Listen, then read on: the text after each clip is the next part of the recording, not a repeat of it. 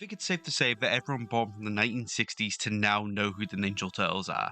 Debuting in 1984, where they now have countless comic books, video games, TV shows, pretty much everything to be honest. With even having their first live-action film starting 6 years after their introduction in 1990, which were all loved but did have studio interface with the sequels. And then of course, they would have their CGI makeover in the 2010s. Being well directed by Michael Bay, which resulted in a lot of backlash even from its original concept art and script leaks. Then if you want to be quote-unquote unique, there was a theatrical animated film titled TMNT from 2007, which to be fair was way better than the more popular live action films. But now, as you probably know, these Turtles have gotten yet another film reboot with Teenage Mutant Ninja Turtles Mutant Mayhem, which I'll be discussing in this video, so let's just get into it. This film released this year and is another animated feature, being this time directed by Jeff Rowe and Kyler Spears, with it being written by the legendary duos Seth Rogen and Evan Goldberg, along with Dan Hernandez and Benji Samit. This overall now makes it the 7th theatrical film for the franchise. The film follows the teens being, yet again, sheltered from the real human world by their rat dad, Master Splinter, but they are optimistic to just be accepted as normal teens after they stop an upcoming gangster as the new title, Superfly. However, things make a turn when it turns out this gangster is actually a fellow mutant with a distant family to them. For our Turtles, we have Nicholas Cantu playing Leonardo, who's our typical leader who wants to do whatever Splinter says, but changes his mind once he meets April O'Neil. Brady Noon plays Raphael, who is the typical hothead, but here there's no conflict with the brothers yet. Sharon Brown Jr. plays Michelangelo, who is still his typical self, but in a tweaked way, with now being a more unself-aware type of character, rather than just being typically dumb like his other counterparts. And then Micah Alba plays Donatello, which is still the smart character, who even picks up driving easily from gaming, Gran Turismo, and even is a weeb. Splinter is played by Jackie Chan, who more plays as a unprotected dad in this one. April is played by Ayo Adobe, who is a fellow teenager who wants to be a reporter, but gets, well, camera shy. Superfly is played by Ice Cube, who wants revenge on humans for what happened to his father, aka his creator. For members of his gang, we have Genghis Khan, played by Hannibal Buress, Leatherhead, played by Rose Bryan, Rocksteady, played by John Cena, Beatbot, played by Rogan himself, Wingnut, played by Natasha Dimotro, Ray Phillip, played by Post Malone, Mondo Gecko, played by Paul Rudd, and then Giancarlo Esposito plays their creator, Baxter Stockman, who gets killed trying to save them in the intro. Then finally for the cast/characters, we have Cynthia Ultram, played by Maya Rudolph, who's the executive of the company TCRI, who wants to take the Mutants ooze to create, well, her own mutants. Discussions of this film first started after a 2018 appointment between Ramsey Naito, the president of Nickelodeon and Paramount Animation, and Brian Robbins, the president of Nickelodeon and Paramount, where they talked about who they should next get to work on the popular IP. However, they would decide on bringing Rogan onto the project, with then later on also getting Rowe. 2 years later, in June 2020, Deadline Hollywood would report on the public that Nickelodeon Animation Studio was indeed developing their first CGI animated theatrical production based on the Turtles for Paramount Pictures. This at the time was being directed by Rowe, written by Brendan O'Brien, produced by Rogan, Goldberg, and James Weaver through their company Point Grey Pictures. Nataya, along with Josh Fragan, would oversee production for both companies respectively as well. By August, Rogan would then have an interview about the film with Collider, where he would say that it would lean more into the teenage element of the team's name. A year later, on June 1st, 2021, he would release a teaser image for the film on Twitter, I'm never gonna call it X, which overall showed a page of a notebook written by the character Leo, which gave away some details about the film, including a release date of 11th of August, 2023. By October 2021, the film would be given the working title Teenage Mutant Ninja Turtles: The Next Chapter. Its final title would then be finalized in August 2022, with a mural also being put up in New York City for it as well. Spears around that time as well signed on as co-director after working on Rowe's previous film, The Mitchells vs. the Machines, along with JJ Villard being commissioned to design the film's logo. For writing, eventually Hernandez and Sam would eventually join the team, with in the end ultimately them along with Rogan and Goldberg being the screenplay credit, which then resulted in Rogan, Goldberg, Rowe, and O'Brien receiving the story by credit. Again, the main focus to Rogan and even Rowe was to make this emphasize on the teenage aspect of the team, with the director's biggest inspirations being Stand By Me and Lady Bird, along with other influences going to Age of 17, Pen 15, which we know that spells, along with even freaks and geeks. His goal overall is to make the ultimate teenage coming-of-age film. For Rogan and his fellow writers, they wanted to create their own turtle lore by taking some elements from the previous iterations, but not all. Rowe has commented on this, saying that it was going to make things more logical and to focus more on the character and relatability in the film. Originally, Shredder, like all the Turtle films, was the villain. However, Rowe wanted a baddie to be a fellow mutant who the team would relate a lot to and be even tempted by. Originally, his idea was to have Baxter become a mutant flyer like he has in other Turtle media. However, he would then make it his own creation, which would end up being Superfly. Even then, the reason why there are so many other mutants on his side in the film is from the director's admiration for the classic toys from the franchise. To Goldberg himself, this film was overall about a father, his 4 sons, and the importance of having a family. Along with this, an early part of his and Rogan's pitch to the script would be the theme of acceptance from the team's isolation from the real world, which would mirror a teenager's desire to fit in. Overall to Rowe, this was something the franchise somehow never really tackled before, and this was very much a thing they wanted to put in the film to make it feel much more grounded. Finally, on March 4th, 2023, Rogan would reveal that Mika, Shaman, Nicholas and Brady were the main cast members at Nickelodeon Kids' Choice Awards.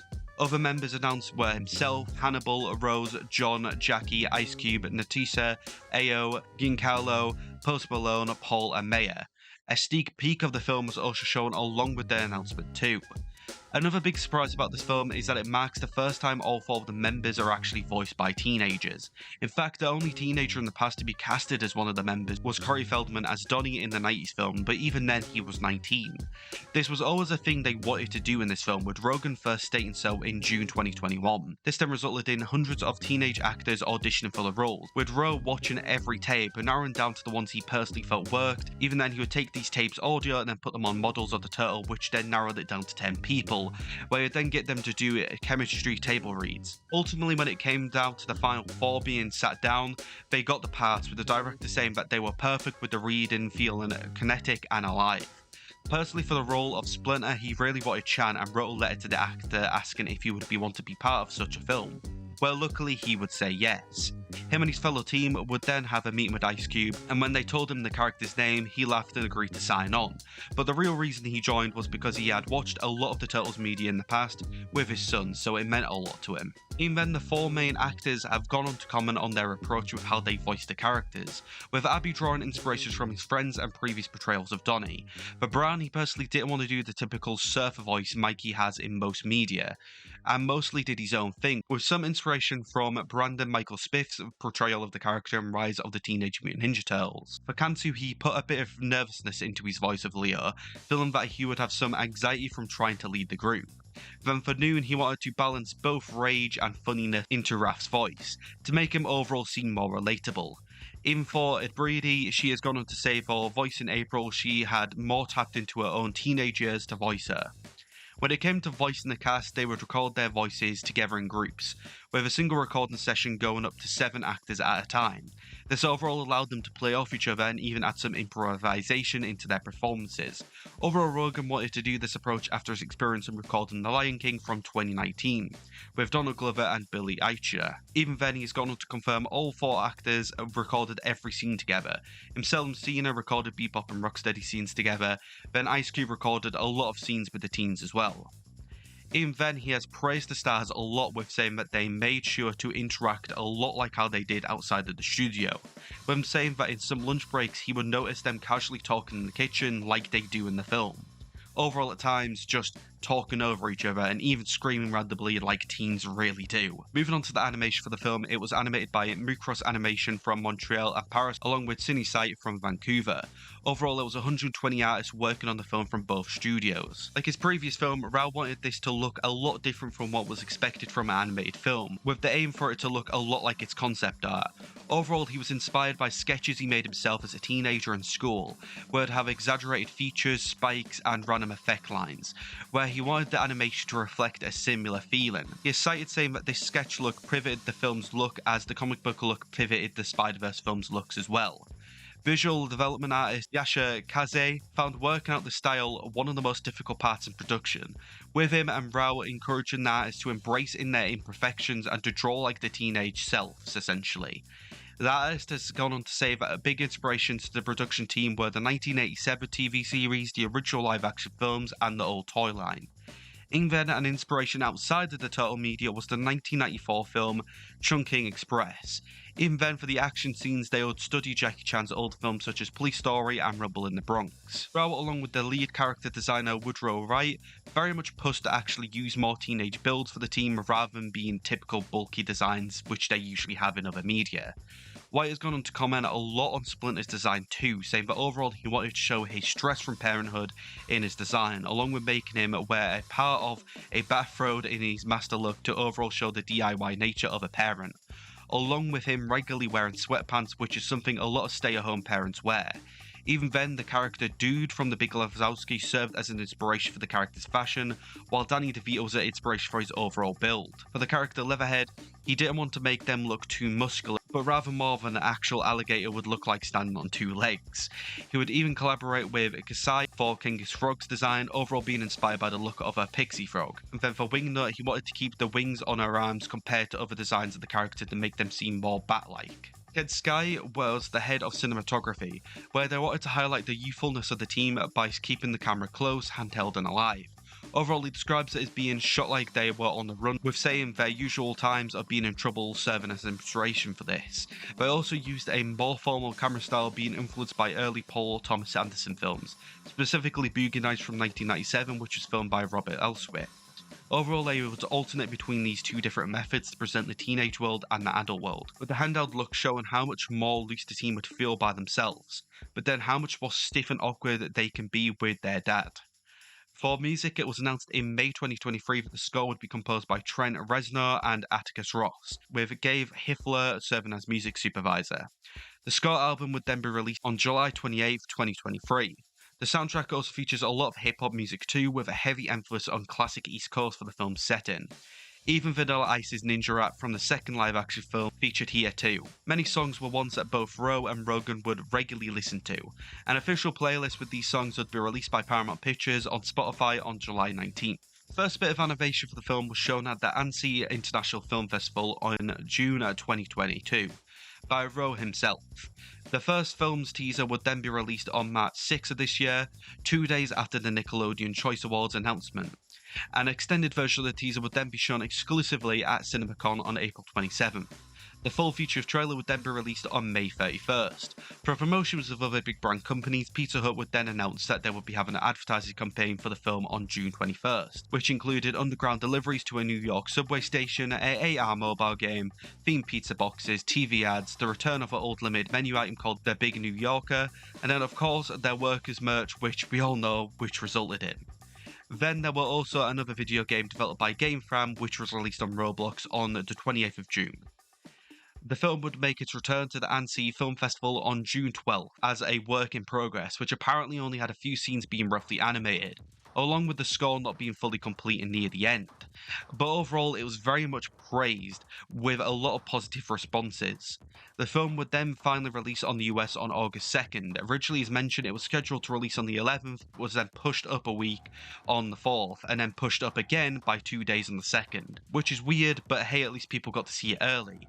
Mentioned early, in the UK here, it was released even earlier by 2 days on July 31st. As of the 6th of August, the film has made $43 million in the US, with making $8.5 everywhere else. Overall so far making $51.5 million. On its first day in the US it made $10.2 million, with $3.85 counting for its previous night previews, and then it made $4.87 million on its second. It made $28 million in its opening weekend, which overall finished 4th, behind Barbie, Oppenheimer, and then Meg 2 The Trench. Critically, it has a 96% on Rotten Tomatoes from 169 reviews, and then a 74 out of 100 on Metacritic based on 46 reviews. For the future, Brian Robbins has already said they were planning on multiple films in June 2022. However, more hope would then rise last month when Rowe expressed in doing a sequel, Future and Shredder, with our final bit of good news being later on in the month, when it was reported that a sequel along with 2 seasons of a 2D animated show was greenlit. For the film, Rowe is set to return to direct, with of course Shredder indeed appearing in the credit scene of the first film. And for the show, it is titled Tales of the Teenage Mutant Ninja Turtles and released on Paramount+. Of course, Point Grey will also be producing both projects as well. Coming back to the main subject, the most marketed part about this film is very much about how it looks, and it's honestly so beautiful. Many people say it's similar to Sony's recent animated films such as Spider-Verse movies or the Mitchells vs. the Machine film, which the director also co-directed. However, I would say this makes the film stand out a lot more, is by making it have an aesthetic which makes it look more scruffy, hand-drawn kind of look, you know, which you see a lot in its movement or its in lighting, which again is just beautiful, to be honest. The other brilliant thing about this film is that the Turtles actually feel like teenagers again on the big screen, even this time being a great representation of modern teens from 2023, which is thanks again to both Rogen and Goldberg being great writers, but also them actually listening to their teen cast, which helped a lot with modernizing the dialogue. Also, just casting actual teenagers for once was just a perfect touch. Other notable talent in this film too is Ice Cube, who plays our understand but obvious villain Superfly. Paul Rudd playing Gecko, who is yes friends with the character, but very much is a good parody of the classic Michelangelo. Ayo is brilliant as April as well, being super fun and being a good fellow teen to the main cast, with actually for once having her own proper subplot, not involving them. And of course, Jackie Chan is just brilliant as Master Splinter, who plays our typical father figure, but of course, at the time, is a really funny rat who learned karate from DVDs. Overall, this is just a fun film, and I can't wait for the next movie, and of course, the TV show as well. I give it a 4.5 out of 5 or a 9 out of 10. So guys, that was me talking about the new Teenage Mutant Ninja Turtles film. Again, I just found this brilliant, and I was hyped for it the whole time, and I'm so glad it was released in the UK 2 days early. Again, I just can't wait for the show and the new movie, to be honest. I know we only just got content now, but you know what fans are like. We're greedy for more, especially when it's good as this. I haven't really got anything else to say other than if the audio sounds a bit awkward, I'm trying to record this in a different manner.